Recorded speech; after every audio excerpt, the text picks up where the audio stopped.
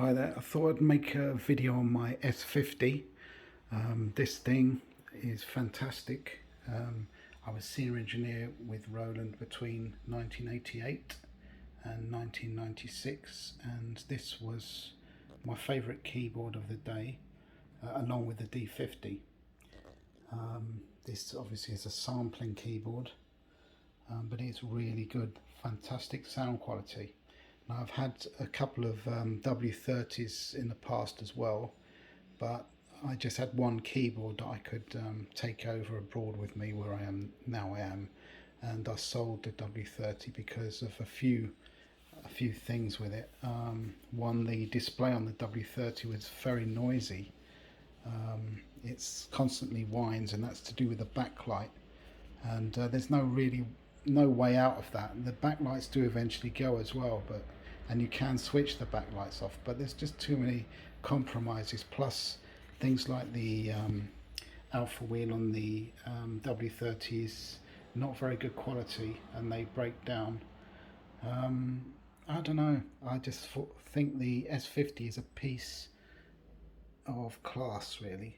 Very well made. They were really expensive when they came out, probably £2,500–3,000. I can't remember the exact figure. But they're very expensive professional keyboard when they came out, and the electronics in them are just incredible. But this one, I think I bought it for about £450, I think, when I was in England, and the disk drive was knackered on it. So I think I got a discount on that from the seller. But I put one of these drives in. It's a Gotek HXC drive, and it's got as you can see, it's got an OLED display on it which tells you the files on the disk. I've also got them written down here. There's 3 pages of disks that are on here. Each disk can hold 8 patches, various tones, up to 8 patches, various tones. Also the system is on one of the discs on here as well. Also I've got Director S sequencer package on here as well, but it's taken me days and days to work everything out, because you have to write the discs in a certain way. There's several ways to mount the floppy drive and the information on there. It took me days to work it out. I might do another video about that if anyone's really interested.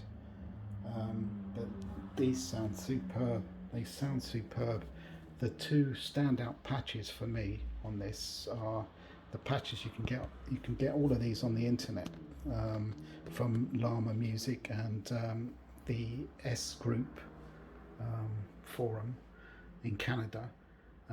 But one I got was called Melotron, and you can get Melotron strings, Melotron flutes, and they are superb sounds. They're unbelievable. They just would wipe the floor with any of the XV series Melotrons.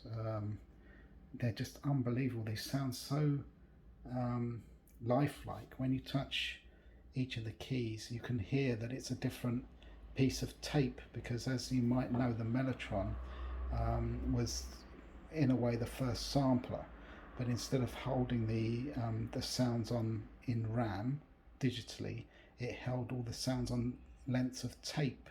So when you press a key down, the tape would play in a head specifically from that key.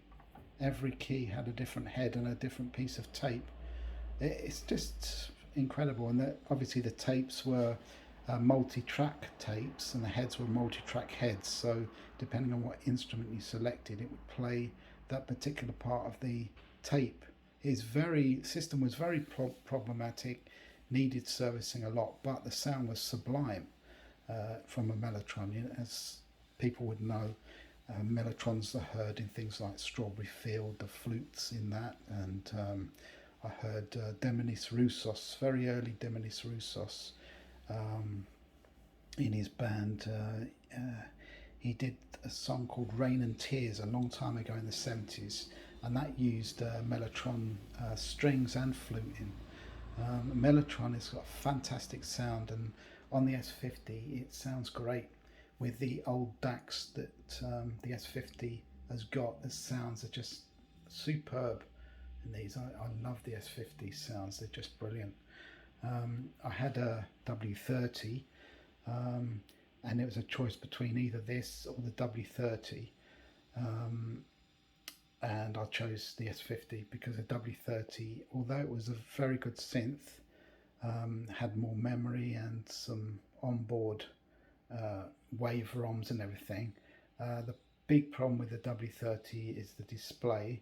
The W30 has a large display, and it whines, and it can go wrong every now and again, locking the whole thing up.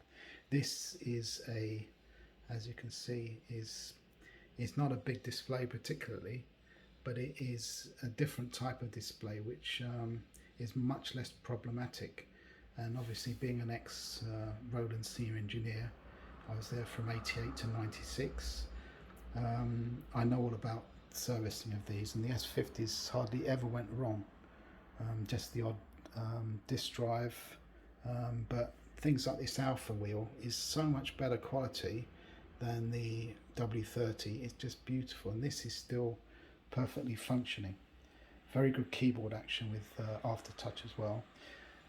As I say, I don't need the display there because it's all here. If I can select all the tones here.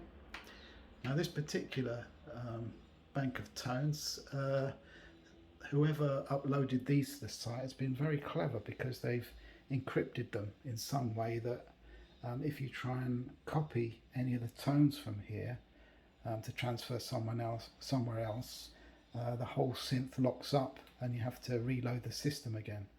I've tried that several times, and that's proved to be the case. So they've obviously written something in there, some sort of copyright protection. And I'm not surprised, because this disc is excellent. It sounds really good. These were apparently taken from the Yamaha TX81Z, which I'm going to have to get one of these modules if these sound like that. But there's one here. I don't know.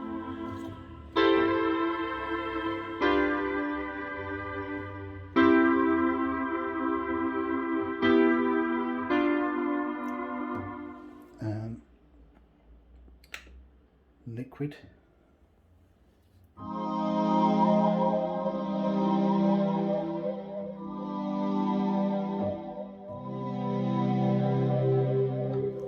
I'm trying to play one-handed here, but those two sound fantastic. They're stereo patches. I'm going into a mono bass guitar amp at the moment, but sound really good. So I'm really looking forward to making more videos on this and playing with this more. I've been on it literally days now, trying to work it out, because it's not an easy keyboard to work around. You've got a lot of different menus. It's capable of doing a lot of different things, and everything it does, like loading from disk, it does very slowly, so you have to have a bit of patience.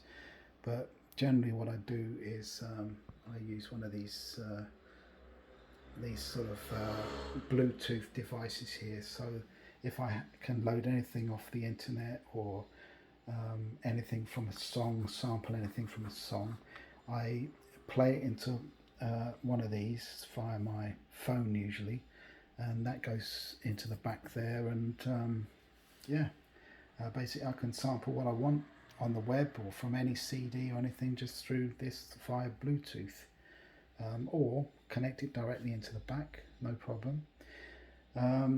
As far as the display goes, it was a very difficult task for me to actually put a color display on there. This is a color monitor, but I'm using the black and white composite output port on here, because using a color monitor was just too much trouble.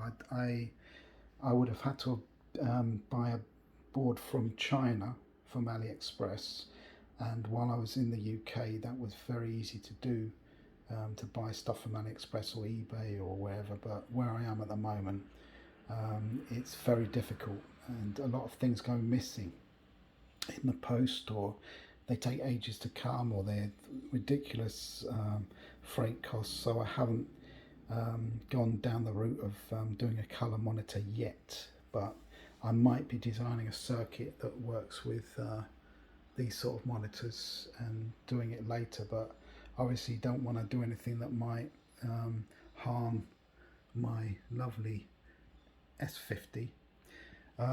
The other thing, apart from being a great sampler with great sounds, I know that on paper these are just blown away even by computers, but the computers can't sound like this. They're just, the sound quality is just brilliant.